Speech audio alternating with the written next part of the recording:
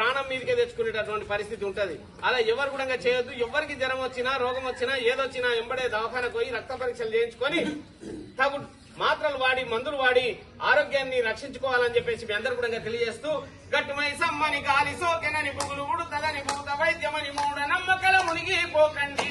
రోగాన్ని గుర్తించక మీరు ప్రాణం మీదికి తెచ్చుకోకండి. ఆరోగ్యం మాయనిచ్చునురా మాయన్న మాయకామి సంసారంలో సుఖము నిచ్చునురా. అదేవిధంగా ఇంటి ముందల ఇంటి వెనుక ఇంటి పక్కల ప్రతి అంతా కూడా ఊరంతా కూడా పరిశుభ్రంగా ఉండాలి. అపరిశుభ్రంగా ఉండడం వల్ల ఈగలు దోమలు ఎక్కువైపోయి రోగాలు వస్తాయి. మరి ఎట్లా చెప్పగా ఇల్లు కూర్చినా వాకిలు కూర్చినా ఇంటి లోపల చెత్తనంతయు ఇంటి ముందని యావద్దండి. మీరు చెత్త కుండి ఉపయోగించాలి. ఆరోగ్యం మాయనిచ్చునురా మాయన్న మాయకామి సంసారంలో సుఖము నిచ్చునురా.